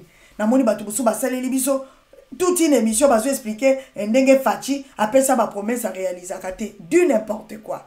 Ba promesse à mokonza mboka ezoko se réaliser malembe mutu soka promettre bino. Il faut pas se réaliser. Ce qui na 50 promesses à réaliser 30. À ça l'effort total la mandat na ete ko sila total a soki a ko réaliser ba promesse wana te. Loko la mandat na ena no silité bolo baka mingi te et puis bo se terre. Peuple congolais. Et quoi arriver que loko la chef de l'État banaki ko boya ko kutana na monsieur Fayulu a ko beta siko rubrique ya onini o alinga kutana na chef de l'État pour na ko sili sa crise ya bandundu. Jusque là il n'y a pas de réponse côté à chef de l'État. Est-ce qu'il a accepté Ayamba, M. Fayulu ou pas? Mokonzi a lobby le côté. Mokonzi a le connu ko salamato et comment M. Fayulu a quelque sollicité à Koutana na prophète Dodo Kamba. Ezali prophète Dodo Kamba mutakenda ki ko lukate mezala ki M. Fayulu nde mutake ko lukawana na information au biso tozui. Eza pete lokola M. Fayulu a koluka prophète Dodon Kamba to dénigrer M. Fayulu. Non, on vous explique les choses n'engezo salama. Eza une très bonne chose. Parce que souhait, il y a maman Marceline Mido, souhait n'engeza laka bato yo nyonso bazala bomoko potolonga bitumba oyo. Et ça la kapasi comme on a soi-disant ba opposant na biso, bazo mona penda ke mboka na biso. Bato libanda bazo chango misu bazo luka ba diviser bino po ba régner bien bino bozo participer na division wana ya RDC. Donc tant bozo participer na division RDC bo suite les anini suite eza balkanisation bazo est à Congo pour ezala ka soué na bino. Alors qu'est-ce qui s'est passé? Prophète Dodon Kamba ba ebise non monsieur Fayulu azo lukai. Prophète Abuja quitté. Azela ki yemoko monsieur Fayulu a lukai na lolenge sengeli ti et ko salake M. Fayulu akendaki ko kutana personnellement en coulisses na prophète Dodon Kamba. Mais prophète Dodon Kamba lokola pas un serviteur de Dieu, c'est un prophète, il a dit qu'est-ce que vous voulez. M. Fayulu alobi ya lingi kimia. Azana posa asolola na mokonza mboka. Azana posa ba solola. Azana makambo azana ngo posa ya kosolola na mokonza mboka kaka bango mibali. Do ekomi kaka makambo bomona ki oyo général obakanga ki o na lingi moto azala terre kaka biso mibale, c'est ce que M. Fayulu a demandé. M. Dodon Kamba a dit non, aye ko sangisa ka ndenge bomona ki tokotela bino peut-être lobi na ba image prophète Dodon Kamba a sali pe mwani ni kaka ndenge salaka étant que mosali na Nzambe a sangisi to meka ko solola. Pour abongisa moi likambo parce que prophète Dodon Kamba trouva ki ke eza facilité ndenge ni na okendele nango pa mokonza mboka pona koyebisa mokonza mboka ke tala boy tikana bana ko médiatiser yango pour calmer les nerfs pour pona ko chaper moi kimia na motema ya mokonza mboka on moka stratégie ya kobongisa ngo to lekisa mona moi télévision to kutana ki na monsieur Fayulu to zala ki boye po tangu ba komema nani papa na biso monsieur Fayulu akutana mokonza mboka makambu et marché comme il faut. Alors to kotala est-ce que ekosimba monsieur Fayulu akutana mokonza mboka, est-ce que mokonza mboka akoyamba monsieur Fayulu to akoyamba monsieur Fayulu te. Wana entre parenthèses to fungolaki to zongeli na makama monsieur Kamere. Monsieur Kamere na este ya Congo ba yebisiye que toza na président de la République be moko. mokonza mboka fandisi monsieur Kamere alobi ko senga ngozo senga ngai premier ministre ezala ngola problème te mais yo yebi que jusque là toza na bato ebele o to sangani chaque clan ezoluka va se retrouver na ba poste o to sopesa yango nde esalaki que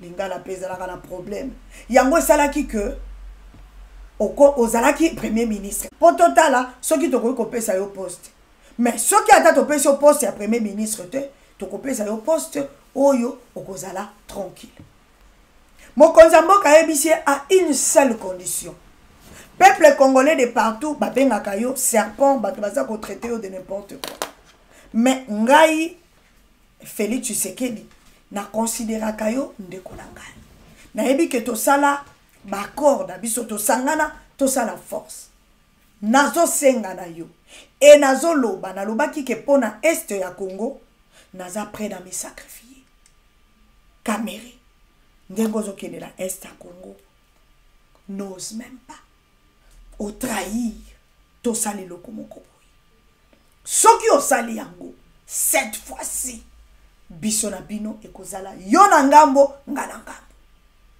mokonza mboka pesi explication alobi soki kutu Kagame oya kanisa ki kaza homme fort lelo Kagame azoluka comment qu'on négocier mais na tcheye mu Congo et bon à combien plus forte raison bino bayo tozana bino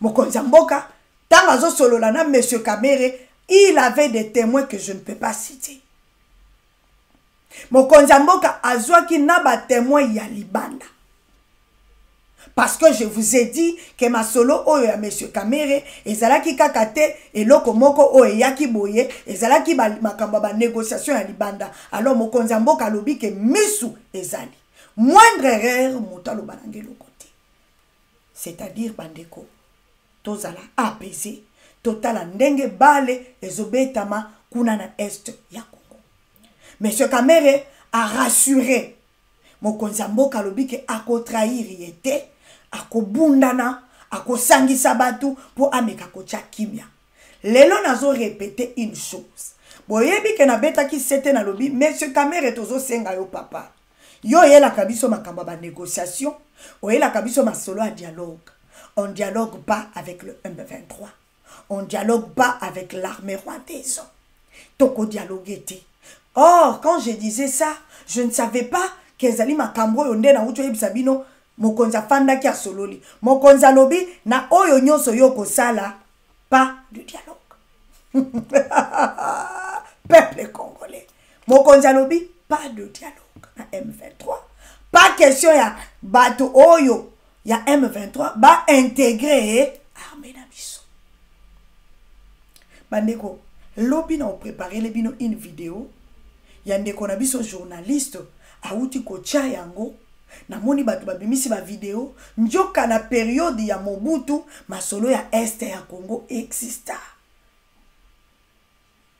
bandeko nazali nanga surprise te poto yoka mais j'étais heureuse très contente ya komona cette vidéo o ndeko na biso Christian Bosembe abimisi o nazo pesa mbote bisika zali na ye komona vidéo ya mama Bobila Dawa bino nyoso bouti ko tala interview wana mama na biso Bobila Dawa soko tala ki te kene na YouTube okomona yango betaka mama Bobi okomona na 25 depuis Mobutu akufa mama Bobi aza komeka ko expliquer azoloba maréchal Mobutu azala kola na pongite il faut 9 frontières nyonso ayeba ke kimia eza après alali pour makambo bitumba ya est ya Congo mokonzi na comment dirais-je moi traitement banay kopesa il fallait pas pesa kayango une fois na mois tant que ko trouver que mokonza mboka ki na problème so qui a cancer so qui de quoi il fallait pas pesa ka président de ex président ya Zaïre Mobutu ba pesa ka yeba biloko wana bino boyebi chaque mois président Mobutu alobi ba pesa yango mbala moko ebele po il fallait zonga pour na bitumba ya est. Cette petite vidéo bandeko bozo talanga eza ko expliquer ndenge ba militaire na biso à l'époque bazolela ke bazana mindu kité bazolela ke bazoboma biso kana lobi ah bon Sikoyo bato yo o balingaka balakisa biso ke lisolo ya este ya Congo faci facile sango na peu de temps joka Mobutu abanda yango Mobutu atiki yango Laurent Désiré Kabila ye akokita atiki yango Joseph Kabila ye akokita atiki yango Félix Tshisekedi pa ye te na pouvoir oyo to sili sango lokuta chaque chose à son temps qu'il pleuve ou qu'il neige dans le bien bon mata bo kita omoni pouvoir oyo toko silisa yango lobaka ka nzambe abomoi azadi. Mais si nous avons un Dieu grand, Dieu oyo nzambe oyo Félix Tshisekedi a dédié ki Congo na maboko na ye. Si nous avons un grand Dieu oyo Félix Tshisekedi ami kitisi ayebisi nzambe longba na kiti ngana longba na kiti ya bokonzi yozwa fanda na place na nga pe diriger Congo. Soki bino bato bokota na ba monde vous trouvez que vous êtes plus fort, il n'y a pas de souci. Mais voyons voir ce qui va se passer à l'est du Congo. Bande kobozo landanga do lisolo ya este oyo soit disant bande konabiso o balingaka koloba mingi na Mobutu akoka yango te. Alors po boyeba combien banje combien este zolie ça libanda ya mboka ndenge nini bakotika yango ndenge nini bakotika yango peuple congolais bolandanga. Na minito tolo banabino, Monsieur Kamere babenda ye matoi. Monsieur Kamere alobi ako trahir te.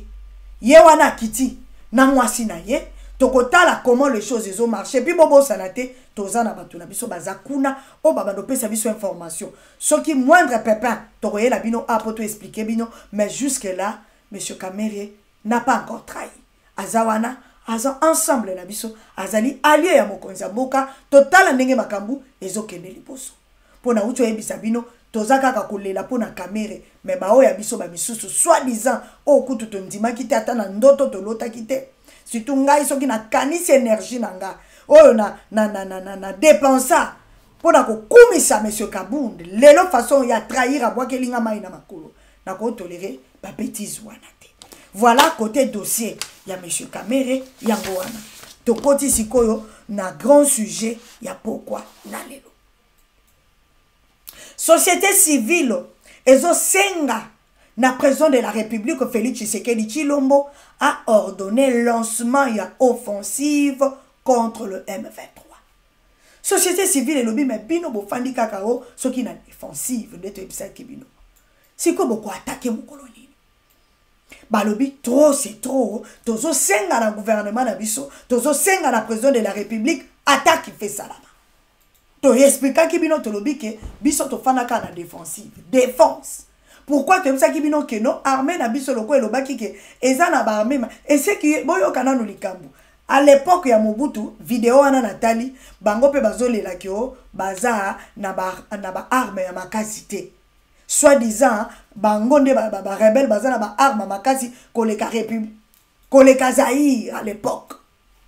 Or biso to bandolo ba Mobutu azaki na armée siko armée ya Mobutu ezalaki wapi po silisa bitumboyo yango bandeko bitumboyo ata selon analyse na sali na fandi na lobi oh c'est-à-dire ata ba memi armée nyonso mokili aussi longtemps bandeko bozolandanga batu oyo tokosilisa nguya na bango te tozala uni po tosilisa nguya na bango bandeko nange kozala difficile yango boyoka na epsa kabino langage moko na utiliser na lobaka bango muto babandaki masolo bango pe basani basilisa yango.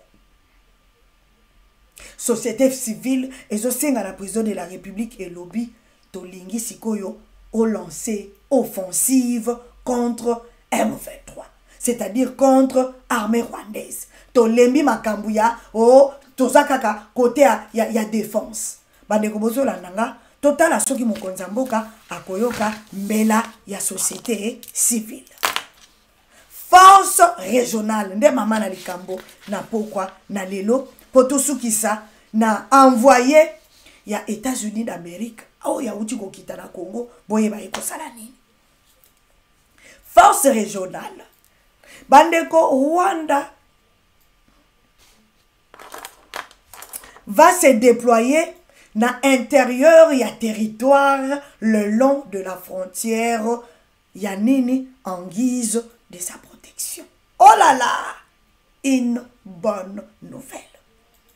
Christophe Lutundula, vice-premier ministre, ministre des Affaires étrangères, a donné quelques détails sur la portée de l'accord sur les statuts de la force régionale à déployer dans l'est de la RDC. Cet accord a été signé en présence de Félix Tshisekedi par les experts de la commission économique, il y a communauté, il y a État de l'Afrique. Na expliqué bino. Et non konini leki. Bobo sanate na émission na utaki ko sala. Biso to inventa ke loko te bandiko. Na beka ki ko lela wakala lobi me. Et loko nini eleka na Congo. Communauté à Est o mokonzi akenda kokota. Tolobaki na bino c'est une stratégie au président Félix Asala. Tolobaki il faut zala kaka muko atombolomo wa mai. Voilà bande kwa ide pes baka somo. Muko atombolomo wa mai. Il faut ozala kaka mutu ya ba stratégie pour okota na kati ya communauté à Est ya Congo pour oyeba mai malek kaka na kati. Rectification na epsaki bino ke baza 3 pays te. Communauté Est wana bandeko bo limbisanga baza constitué na 7 pays. Y compris Ouganda, Rwanda na Congo na kati. Alors bandeko bozo landangai. Tango bake ko signer accord ezaki na présence ya mokonzi mboka. Mokonzi mboka lobi na bango po biso tolela ki toyebisi bino o. Pendenge nini Rwanda mutu ezo bundisa biso. Rwanda nde mutu eza malheur na biso. Siko koma lisusu kaka communauté ya Est ekende lisusu ko signer bakor Rwanda na kati soi-disant force régionale babunda pona ko aider RDC. Ezo sala sur base de quoi? Toyo kaka allo igoza wapi tolanda kiyo masoleza boy. Masoleza ndenge nini mama masoleza boy. Sozo tindela yo nini tozo tindela information. Bon information comme yotal. Ezande boy. Olobi na seka moke. Peuple congolais, qu'est-ce qui se passe? Tangu baye babandi ko signer accord. Ba pays oyo ya Est ya Congo baye kokuta na mokonzi na présence en présence ya nani ministre des Affaires étrangères na biso papa na biso Christophe Lutundula oyo osala musala kitoko makasi. Qu'est-ce qui s'est passé? Mokonzi alobi boy na lingi koyoka te Rwanda na kati na ba pays oyo bakoya ko aider RDC, c'est-à-dire la force régionale, pas question de Rwanda. Maebisi mokonzi à vos ordres. Balobi mais lokola yo boyi Rwanda. Siko toko sala ndenge nini parce que Rwanda pe azali moko ya communauté oyo ya Est. Balobi non, to fanda to réfléchir. Balobi lokola mokonzi alobi ke alingi komona présence ya Rwanda te ya armée rwandaise soi-disant la force régionale alobi ata soda moko. Président Félix alobi ata soda moko nalingi komona to. Mokonzi mboka alobi côté pe ya Uganda alingi pe komona to. Malgré officiellement ils ont accepté que Uganda ils allaient contre RDC mais azape kaka na besoin ya Uganda te mais aza na besoin ya le reste ya pays oyo ya Est ya Congo bangonde bakokokota à l'intérieur wapi ya RDC ba ekoloba bon lokola eza boye lokola Rwanda ezalaka pe kaka na kati ya communauté Est Rwanda kobunda kaka azalaka na frontière na ye protéger kaka frontière na yo pourtant tozo bunda koto yo lokola yo moko zo wangana ba rebelle wana bakota kote na yo te protéger frontière na yo ba ke pe kote ya Uganda ba ebisi pe Uganda yo pe okozala kaka na frontière na yo bato bakozala na kati ezali ba pays mususu ya Est ya Congo bango de bakozala na kati ya Est ya Congo dona kati ya babuna Ghana bango de bakozala na kati.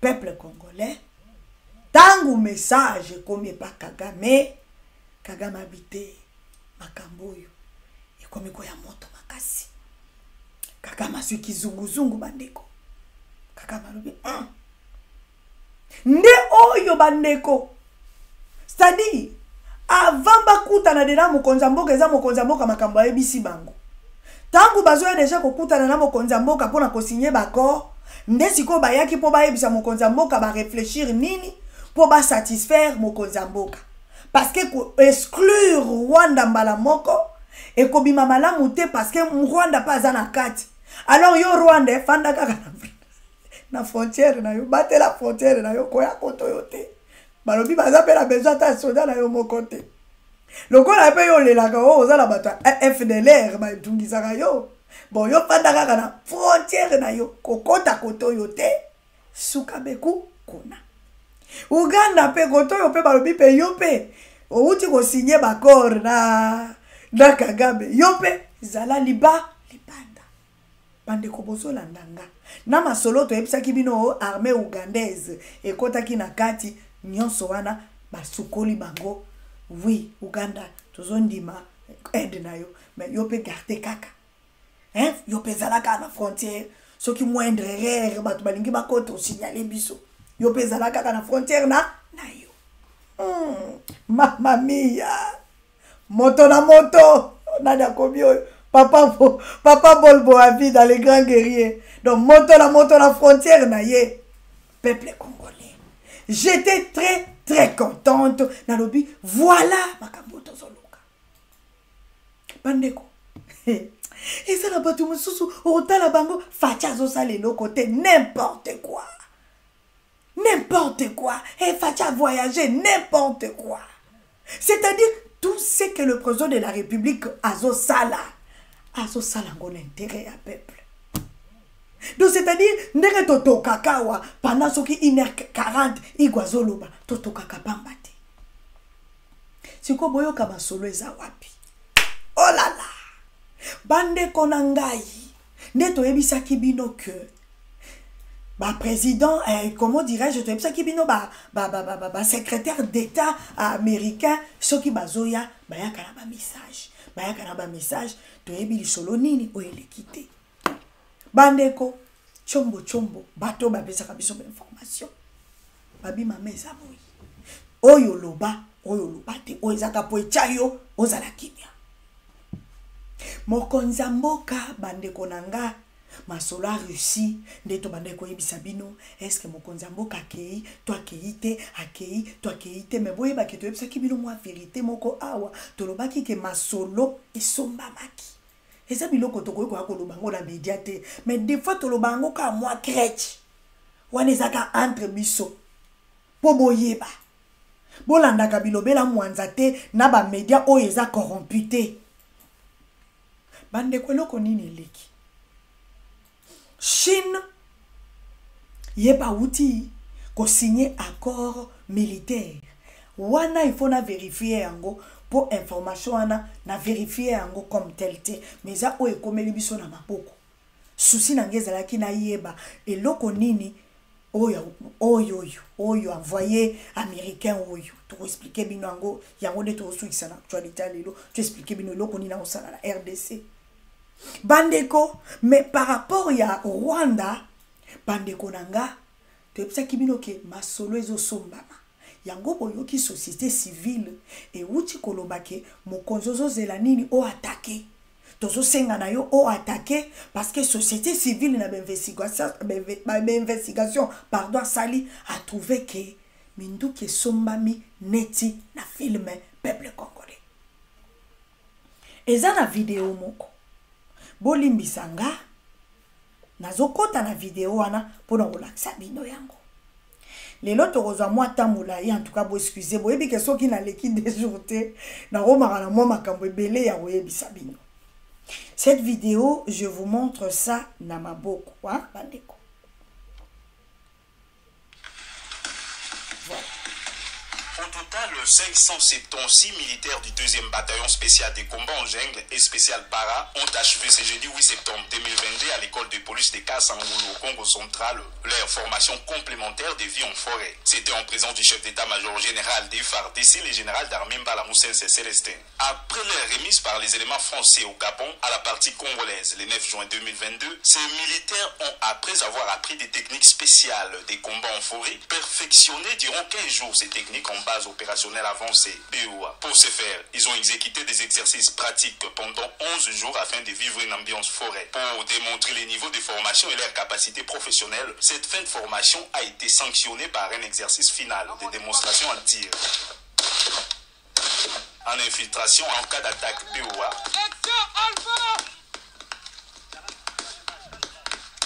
En évacuation des blessés et autres. Véritable unité d'élite, ce 2e bataillon spécialisé en forêt et para a amélioré de manière exceptionnelle son aptitude professionnelle. La formation complémentaire subie par les 576 militaires de ces bataillons s'intègre à la montée en puissance des FARDC tel que voulu par les chefs de l'État, commandant suprême. Peuple congolais, c'est-à-dire 500, plus de 500, Bajen Oyo, Bazako Bunda, Seko Bunda. Oyo bomoni oyo mokonza mboka ya moko atali boye po biloko ebele ezosala manase bazo former bato butu bandeko na nga oyo bomoni oyo eza kaka mwa ndambo, c'est-à-dire mokonza mboka bato oyo bozomona mokonza mboka azotinda oyo bazo former eza lipa na nguba te ou bien bazo former bango mpona plaisir te, bazo former bango mpona plaisir te, minduki eza te bo formaka bato, non. Mokonzi azo formé pour ayebi ke ravitaillement ya minduki des fois te peuple congolais nga mutu na obetela bino la pokwa nani. Oyo bomoni bandeko nde na oloba na bino na yebi te tokoko matango musu na combien 500 000 bo ba mama makamni no oloba so bo chenga tembe mitali bino. Il faut tokomisa 1,5 million militaires bien formés ba commando. Et puis, nga mutu na banosa ela bango publicité a. Tokomi dana ba 500 000. Il faut tokomi ça 1,5 million. Bandeko, entre nous, Uganda ba combien? To andolo banano logique, hein? Bandeko na ngato lo ba logique. Lelo oyo na fanda kine na msibino ke journée ya hier, journée ya avant-hier, to bana avant-hier na sa émission te. Ya hier na lelo, mundeko na bino moi si j'étais là ko luka ba information pour na lali pongité. Information na zueza nini. Bandeko na ngai na ozongela makamu na bana ekoloba. Oyo na olinga kana na kisabino ke ndenge to oloba na bino awa.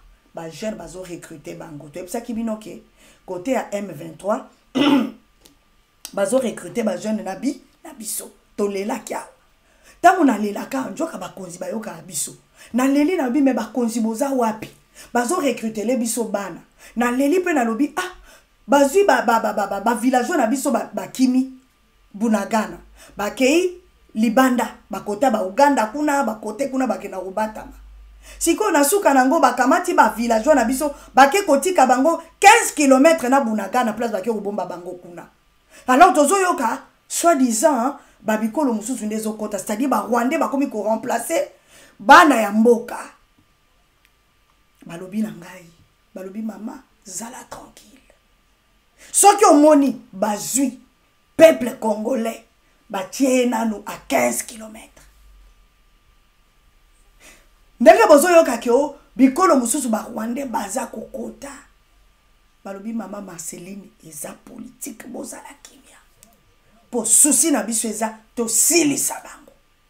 Po to silisa bango, to silisa bango libanda ya mboka na bango te. To ko silisa bango à l'intérieur. Et ana biloko musu to ko koloba te. Oyo ezali politique ya niveau ya likolo. Deuxième chose, ba singa mama Marceline. Problème oyo bino bozo lela. Tosi tokomi na 500 000 jeunes congolais au baza bien formés. Ngana lobi olobi nini balobi oui mama. Soko lingi toko tindela yo meko tindela yango batote. 500 jeunes bien formés. 500 000 pardon.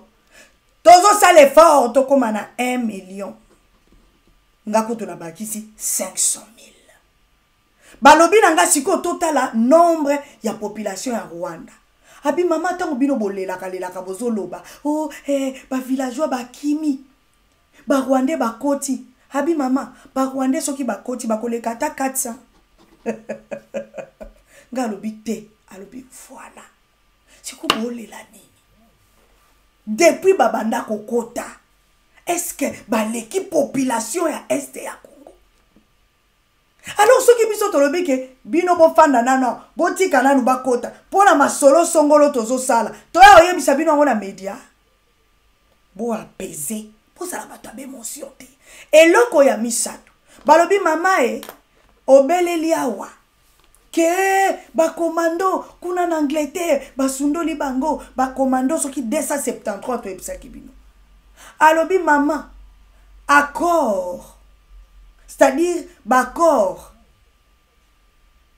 militaire tango esalamaka gouvernement na biso efutaka mbongo te soki pe bango batindeli biso ba militaire na bango na Congo to futaka mbongo te babisenga babi maman soki likambo eza tuna biso avant omema ngona media kabina koka ko tuna bino te il faut bino boyoka ngo po de façon soki toye ko tuna to koma koluka bino ya koluka il faut boyoka ngo na media ndenge boyoka ngo na media comme ça bomando pesa biso biyano. Qu'est-ce qui s'est passé? Balobi mama bandeko oyo to tindi formation yo moko uti koloba ki formation eso ko matina su na sukanga bi oui balobi batikali na 2 mois lobi oui soki ezalaki que gouvernement na biso e futi mbongo te il fallait kasi gouvernement britannique est stoppé ko pesa bango formation.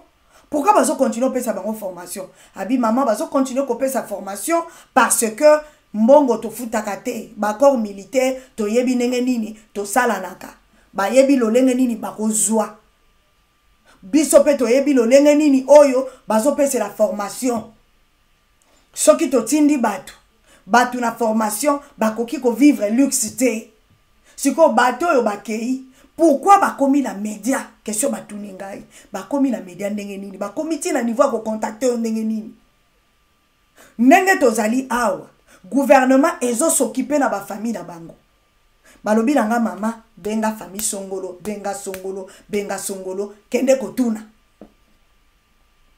est-ce que boyoki bazolela o ba famille na bango ngana lobi non yoki kaka ke bo abandonner bango balobi mama gouvernement congolais eza ko s'occuper na famille na bango 100%. Eza ndenge toyokani na bango bino bokei kuna mbongo kolia tout bandotika na famille bino boke kuna luxe te boke ko yekola po bozala bako bakomando. Alors kuna place bakola la lisabino babana ko s'occuper na bino na biloko amike abisiko yo lokola ba soda na biso congolais bazalaka toujours na boule ndenge bake Angleterre il faut basomba ba mazantomnyo soki basomba ba Versace consort souci na bango pe bazala na mbongo basomba biloko baya nango souci na bango bakele kola lisabango na ba hôtel à luxe. Or maman Marceline bateau bakendaka formation baza na besoin ya luxe te. C'est-à-dire que baza lokola bakena kota koli Angleterre. Et puis tozo zela bango soki basili to tindi bango na est ya Congo. Ngabi ambo na lobite information e kotinga ite. Chombo deuxième personne. Oui mama eza bongo. Bandeko na suka nango peuple congolais bo landanga na seki neti na kufa. Balobi nanga benga pe bango tuna bango bao babenga ki wana mama benga bango tuna bango est-ce que ba famille na bino bazo s'occuper na bango te kuna famille ba olia kitoko te bana classe tout l'état zo s'occuper na bango te bande konanga na na zongeli bango te parce que ben information na zui ba preuve ezala ki ebelezo la kisaki eza ya solo et tango na mekipe kokota na banini na biso ya Angleterre wa ya Royaume-Uni koyeba comment makambo ngo se passaka je trouvais que Bazan a raison. C'est-à-dire ba corps ezalaka militaire ba mboko ekoke futa moko te po ba former bino ça ne se passe pas comme ça. Je pense que peuple congolais côté wana tu eko expliquer bino alors bino bato bobenga kinga Kwani bozalaka boyeko bino tok formation boye molingi kaka kolata bolela lokola bana mike ha congolais bo sepela kutu bozola la pe na hôtel soki ezaki na ba Kisasa kuna na ba est kuna bino bolala ta na mo hôtel si ba olali sabino na ba zamba Bosi sa formation bozonga ko botika ko ya kotungisa ka biso njoka basolo sandeke bususu bolela ko ba abandonner biso. Ba abandonner bino ndenge nini? Ba famille bino bazo s'occuper nango. Ba abandonner bino be bo continuer formation. Du courage, boza bibali bondima, bazo former bino na suka nango, bazwa bino, bokende ko rejoindre ba groupe ya ba oyo, ndenge na moment toro bana bino ba komi 500,000 jeunes congolais, o baza ba commando, baza bien formés pona bitumba. Tozo suki sene loko oyo. Avant to kota dossier ya moto oyo batindi na RDC. Bandeko. Eloko nini ezolika. Nani oyo, comment il s'appelle? On est comme épisode d'information, et soulagé. Ils ont fait savoir qui vient là-bas, méchant aux alango. Et beaucoup, il veut faire ces cas. Peuple congolais. Masolo ya Russie, tant que bateau, tu es ebisaki bino ke masolo zo somba. Tu ebisaki bino ke côté à Russie, bobanga na bino te zate ke o Russie ko ya ko s'ingérer ndenge bato bazoluka ba s'ingérer na biso. Russie ko esali musala nango abu o pia to silani na bango. Ndenge moko na Chine. Malgré Chine, baza bato bakotaka partout, bakobi ko sala bisalela mwanza, balobi ke bako contrôler bango.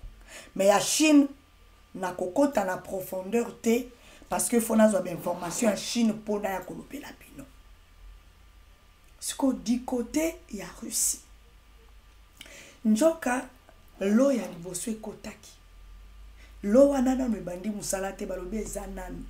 Nanu ta, nanu bandite. Yo ozoka société civile. Ezolo babe, jusque là, to ki bato ezali. Beto ko ele la tede eli. Balobi, lo ya mibale e uti kokweya. 4 jours passés. Lokola lo ya bibale kwei nde bomoni mbangu peuple congolais bozola nanga présence ya nani to bandi kotangela bino. Coopération RDC et États-Unis d'Amérique. Joe Biden dépêche un nouvel émissaire à Kinshasa. Du 12 au 13 septembre, Amos Hochstein va échanger avec les acteurs congolais sur investissement bandekonanga, notamment dans le secteur minier, wapi, bandekonanga na RDC Congo, Kinshasa s'attend à déjà et où tu salama parce que tozo sala information au Nabutu, bandeko bozo landanga na minito tozo lo banabino, les photos sont déjà là.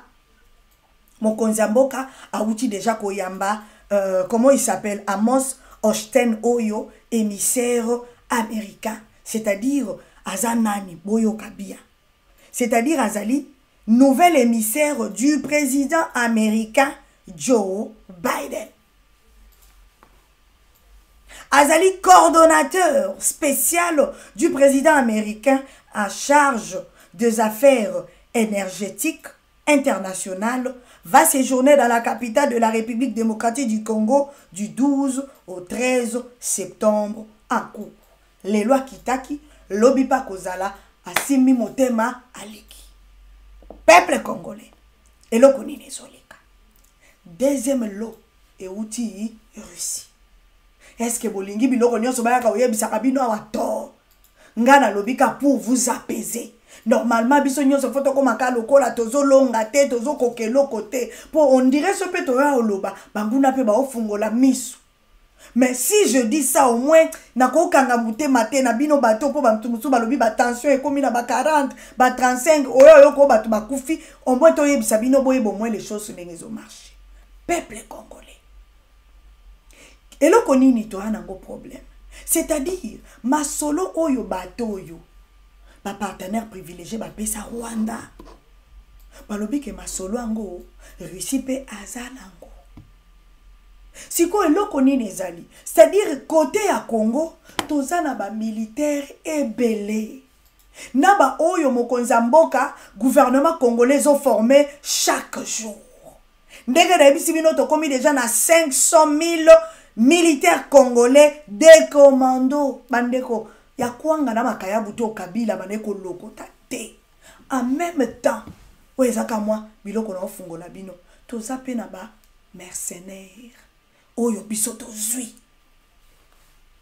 Bilo musu tolobaka to sa nini. Peuple congolais pona bitumba oyo. Le président de la République à Lobi, il est prêt. Abiso ki okufa kufanai. Est-ce que boyo kanga? Ah, oh toloba kite. Abi Lumumba kufaki échanger l'autre. Lelo Lumumba sa héros national. C'est-à-dire ceux qui payent par Koufi et ça est l'autre. Mais à Koufi pour peuple na yaza la sauver. Match komi kwata. Bolo alléluia. Bozongi sanini. Amen. Parce que peuple congolais moto aboyi. Yo ya oyebisanga ki yo facha sa elote. Parce que ngana ndima yo po yo zanani. Ofandi na télévision na yo ozo maîtriser loko moko te na makamba politique. Yo ya aka kotanga oyo bacheli yo na RFI. Na France 24 soki na nini na BBC. Mais biso to olobela bino oyo zo leka na kati ya mboka na biso. Mayo ezo leka na CC tozo pesa bino na information totali ya RFI totali na oyo ezo leka na mozindo to eko expliquer bino ngo soko bondimela ngai sava soki po ke oboyi na yo information dio beta ba shit. Peuple congolais, le président Félix Tshisekedi Tshilombo, il a dit ceci. Lumumba kufa pona Congo. Et ça là est le côté, mais lelo Lumumba za héros national. Ce qui a kokufa pour essayer à Congo et à la kimia, il est prêt.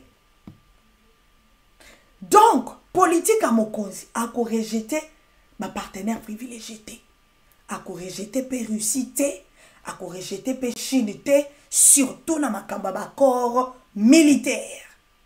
Sur le plan, il y a diplomatie. Il y a ma sola Minduki, à lobby, aza prêt à Silisai. Si comme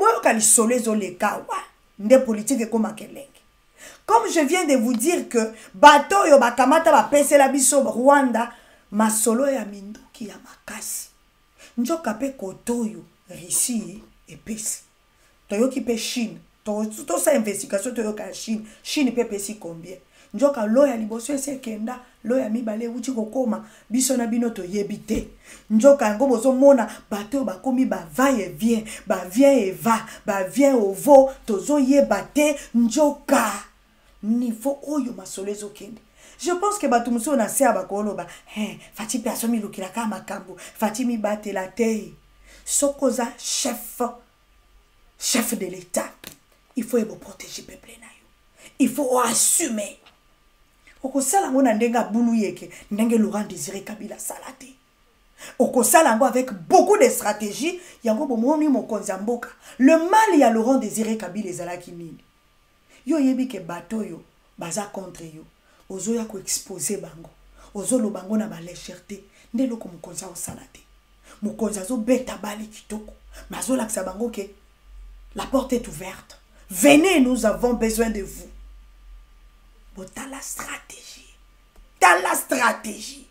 Et puis c'est vrai, on a besoin, il y a bateau. On a besoin de bango. Mais, bande quand tu expliques qui bino avant-hier, 2 jours passés, n'explique qui bino na lobby, baouti kopé sa mindo qui nyon sur la Ukraine. Ce qui est le Poutine a zo kokosili sa bitumba Ukraine était parce que Poutine a zo bunda ye mon côté Poutine a zo bunda na Angleterre, na France, na États-Unis, na Amérique ainsi de suite. Si qu'on a kuna bazotinda pona nini na Congo bazotinda te. Yango toye kolobana poko na lelo le président de la République Fachi Béton Armé. Tozo sienga vigilance mokonza mboka poto yoka ki toyebisa ki bino ke ba Belge ils sont prêts bango ba kitaba et debiso. Mokonza mboka appui nyonso militaire aide militaire nyonso tokozwa libanda mokonzi zala très prudent. Parce que bako utiliser ka bateau baza pembeli po basila na yo. Mokonzi zala prudent. Tozo benda matoi na service à renseignement chef de l'État. Tozo benda matoi na ministre à défense. Tozo benda matoi na gouvernement congolais. Nous sommes censés à protéger le chef de l'État. Tozali na droit ya erreur ata mukete. Bino moko bozo mona ndenge mokonza mboka afandi, c'est-à-dire o balobi ke a signé yoma. Oye koya eya. Alors tozana droit ya erreur te. Mokonzi mboka il faut avisionner misu na ye etala entourage na ye. Ayeba qui est qui. Parce que bato yo bakoki ko approcher n'importe qui, bakoki ko approcher côté à caméra, ba côté à kabundi, côté à c'est-à-dire bako utiliser bato nyonso baza tout autour na yo. Okomona mutu moko azalaki alinga côté na suka na ngwe komi yo, na lingi to kutana na fachi, na lingi njoka ye na mission, le président de la République zala prudent. C'est-à-dire benemi na yo yebaka ke ennemi na yo atikali ennemi na yo. Mokonzi mboka pas question ya kokutana kana benemi na yo ndengo za iko sala avant. Soki ozana besoin, oh monsieur Fayulu, oh soki nani, oh monsieur oyo Mundela Katanga, mokonzi mboka bazana besoin soit disant bakutana na yo, bakutanaka na Christophe Lutundula. Mokonzi mboka bakutanaka na ba Sama Lukonde. Ozana besoin ya kokutana kana bato oyo te na moment oyo. Mokonzi yo problème na yo zakaka ko focus na guerre ya est ya Congo. Lokola toza déjà na bibundeli, tozo zelaka bibundeli wane banda tant na est ya Congo, on n'a pas besoin de dialogue, on n'a pas besoin de négociation. Peuple congolais na ko expliquer binosko masolo ba élection ba le kobeta mandenge nini wana to ko expliquer ngo lobby na 20h30. Peuple congolais siko boyoka eloko nini zoleka. Tango ba partenaire privilégié ba yoki que deuxième lot et ultima solo et kiti na Congo. En même temps, tu as dit que l'ambassadeur américain a coûté na ministre de la défense a zolé la aide. Et là, on est zolé na moment où on a zolé bisabino, na moment où yo, mukonzambo kalobi oui, na sali accord mon côté, nanga na zo somba kaka, pona kwe kotika peuple nangai akufate. Soki bino bolobi nanga ke boza prêt ya kosilisa est ya Congo ngape na stopper nanga na bato yo. Boyoki, est-ce que bozolanda nga muto ya koyebisa bino le contraire to nazo yebisa bino c'est ça la vérité. Mukonzi alobi boye, je suis d'accord. Boza toujours ma partenaire privilégié. Et wana fati, je suis toujours avec vous. Na kozala na bino ti na suka. Mais problème n'angezali que mon peuple azokufa. Souci n'angezali que nakoki ko croiser ma bon côté. Lokola bino pe bolobi ke nazana droit ya kosomba binduki nyonso yango nazo somba. Nake kosala nanga accord mo côté na batu wana ngai na yokani na bango kaka na domaine militaire. Ba pesinga bibundeli oye ko edengai. Soki ya bino ezali, y a pas de souci pour komona ngai ata kosu te ngambo yo kuna. Tango bayoki bongo bandeko nanga bayekolo ba problème ezate. Bayebisi mokonzi mboka baza na problème ba pesa bango parti oyo babanda ko timola banini na ba minere na biso. Nenge bomoni nani envoyé à Joe Biden. Yemoko Joe Biden mutatindi. Bobo sanate to epsa kibino ke Joe Biden lo boko na yezala ki ka bolikola mokonzi. C'est-à-dire mokonzi yemoko na monoko a Joe Biden a benga président Félix Tshisekedi qui azali partenaire privilégié na. Tango mokonzi apeti pali wana. Facha sali yango na transparence. Facha boyi abima lokola mutu moko azopeta ba double G. Il faut qu'on ait ba politique. C'est-à-dire, dans le domaine militaire, mon konzaza makasi te meye ya koti na monde. Mais na niveau politique, te facha musika. Et puis popo sanate, kaka na émission na biso ya Congo bololo. To yebisa kabino ke tango le fait papa Etienne Tshisekedi wa Mulumba était vivant, abanda ki kotinda mwana na efachi azokene kozwa ba cours et pas ba juif. Il y a service intelligence, il y a service à renseignement, c'est-à-dire moto bien codé. Il y a quand tu as dit que sécurité en même temps, les Américains vont passer sécurité, en même temps côté les Juifs ont la sécurité. Tu as dit que mon konzamboka a comprendre que j'ai à côté kalaka que si kamoko oya olela. J'ai pas à kolaksa que yo komi kolaksa que bango bazamabe bakobeto fimbu. Nazana ngana bino, mais à une seule condition. Bango balobi bon. Lokolo lobi boye tozo tindela yo émissaire. Boko solo la na ndenge nini okopesa bango une partie oyo babanda kotimola ba minéraux na biso. Mokonzi mboka bokotunanga facha ndimi to facha ndimi te tokopesa bino réponse. Facha lobi problème ezate baya baso basolola. Atala lolenge nini akosala mais toyebisaki bino déjà que facha ebisaki bango likamba 50-50 nde oto ebisaki bino ke nde o ezoboma masolo bango bazo trouver que 50-50 bako bénéficier te koyiba na molili bazo se retrouver na ngotango bazo pikola, c'est-à-dire tango bazo zwa ya kozwa. Mais tango komaka makambo 50-50 nyonso ezoleka na gouvernement moyen basungama ezati. Bande ko bobo sanate ke Russie asa lobaki aza ko stopper kopesa gaz po boyeba ke Russie aza makasi aza grand distributeur ya gaz na monde. Et puis boyeba ke biso bato tozali na bapoto masolo na biso mingi eza na gaz. Alors Russie a utai ko ebisa bango ke soki bo sakani na okanga parce que na biniti oto oloba na bino France elela déjà. Na minute oto oloba na bino to olela déjà ba makamba ba pétrole to expliquer ki bino. Alors ba comprendre que modèle oyo mwana mboka Félix Tshisekedi akomi kosomba ti ekokoma beton pesa pe biso to renforcer masolo a gaz. To epsa ki bino ke biso tozana ba gaz na betela bino na loba na bino 30 bloc pétrolier oto epsa ki bino za yango te.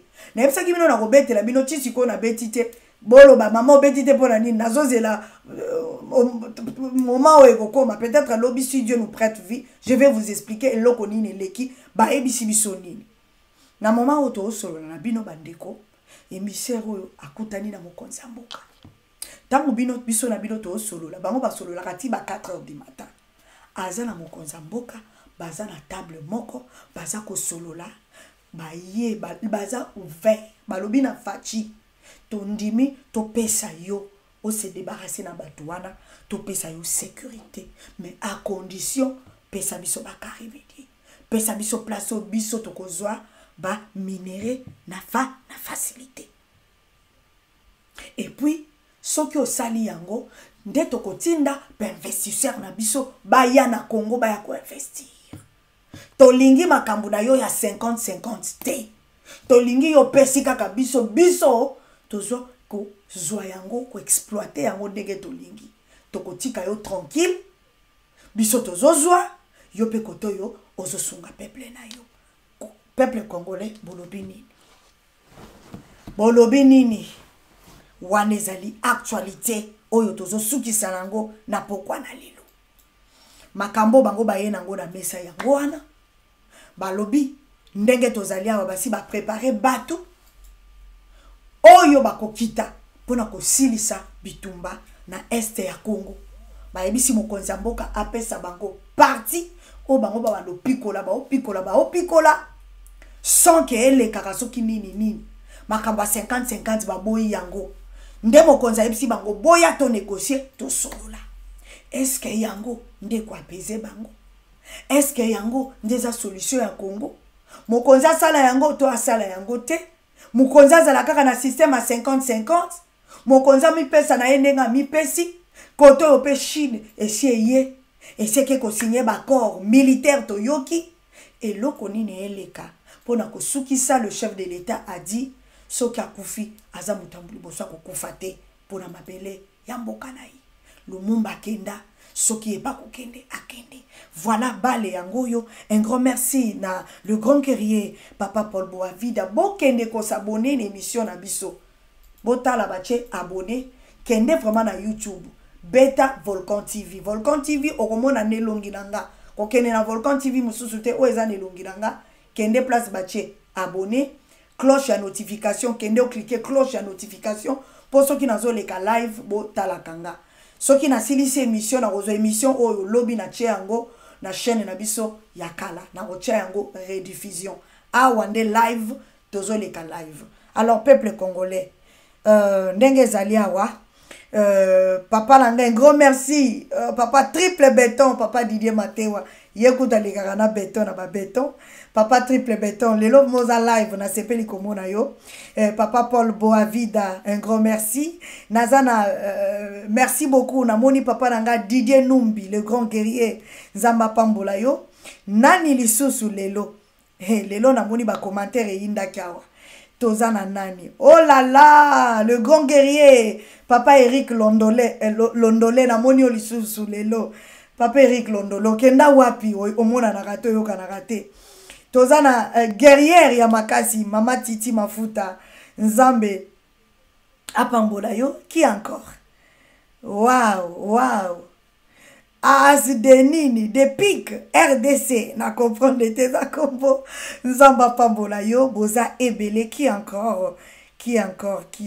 oh là là pasteur Mbiye Ngindu na sepeli komona yo le grand guerrier un grand merci à vous ndenge bo participer mama Juliana oh là là Juliana Nkembo Juliana Njate na moni yo lelote maman nangai la guerrière Clara na pesibino un grand merci le grand guerrier monsieur Lukengu papa Claude Lukengu na pesio un grand merci monsieur José Mozart Mawete le grand guerrier vraiment un grand merci bon partager émission avant bobima awa bon like to sukia na poko na lelo lobby na 20h30 tu es bisabino est-ce que mon konzandimi est-ce que par rapport à l'élection et l'okoni ne lobami toko solo lango lobby na 20h30 un grand merci à mon gros bébé Akume Mido le grand juriste un grand merci Nabino Nyonso pour la patience Nabino ndenge bolandi biso du début à la fin émission Nabiso na pokwa na lelo to lali bien